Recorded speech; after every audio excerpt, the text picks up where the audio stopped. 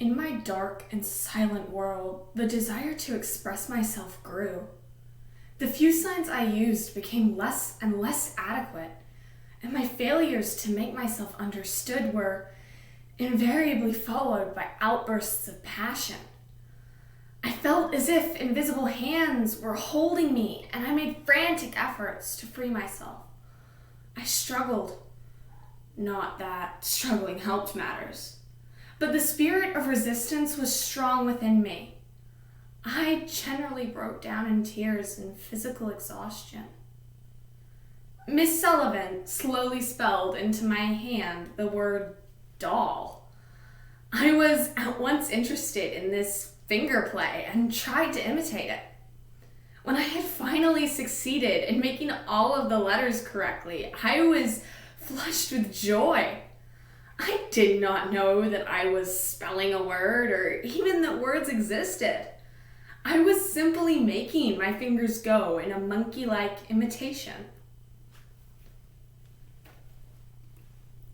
According to Sense International, only 0.2% of the world's population suffers from deaf blindness. Strongly empathized in her autobiography, Helen Keller shares the rarity of an unusual education and how she overcame all odds, despite this obstacle. The Story of My Life by Helen Keller. At the beginning, I was only a little mass of possibilities. I will never forget the delight I felt when I said my first sentence. Discouragement and weariness cast me down frequently, but the thought that I would soon be at home and show my loved ones what I had accomplished encouraged me. I eagerly looked forward to their pleasure in my achievement. My little sister will understand me now, was a thought stronger than all obstacles. I used to repeat ecstatically, I am not dumb now. I could not be despondent while I anticipated the delight of talking to my mother and reading the responses from her lips. It astonished me how much easier it was to talk than it was to spell with fingers, and I discarded the manual alphabet. But Miss Sullivan and a few friends still used it when talking to me, for it is far more convenient and more rapid than lip reading. At Cambridge School, the plan was to have Miss Sullivan attend the classes with me and interpret to me the instruction given. My instructors had had no experience with any but normal pupils, and my own means of conversing with them was reading their lips. It soon became evident to my teachers that I needed no special instruction in some subjects, beyond a study of the books prescribed by the college. When I began my second year, I was full of hope and determination to succeed. But during the first few weeks, I was confronted with unforeseen difficulties.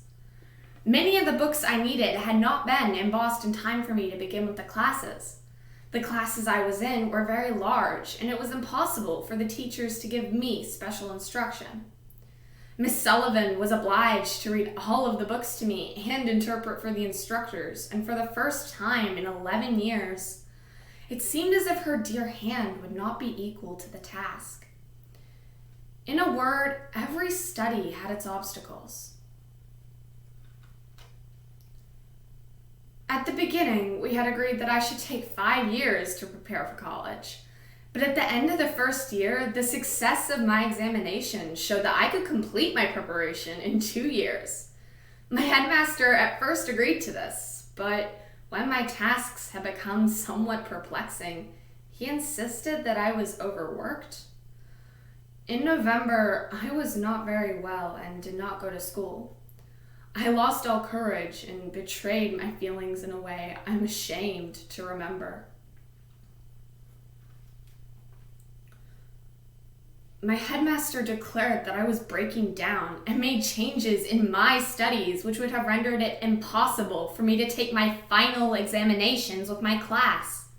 In the end, I was withdrawn from the Cambridge School.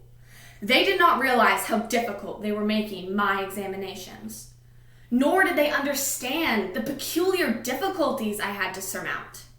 Any teacher can take a child to the classroom, but not every teacher can make him learn. My life, with all its limitations, had its bright days, which were darkened by the disappointment of my education. If they unintentionally placed obstacles in my way, I have the consolation of knowing that I overcame them all. Everyone who wishes to gain true knowledge must climb the hill difficulty alone.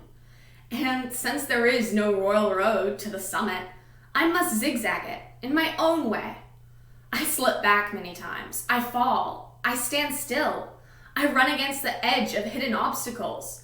I lose my temper again, but keep it better. I trudge on. I gain a little. I feel encouraged. I get more eager and climb higher and begin to see the widening horizon. Every struggle is a victory.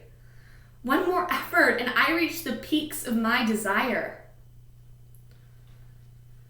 My heart is still undisciplined and passionate, but my tongue will not speak the bitter words that rise to my lips, and they fall back into my heart like unshed tears. I have been asked, "Do people not bore you?" I do not quite understand what this means.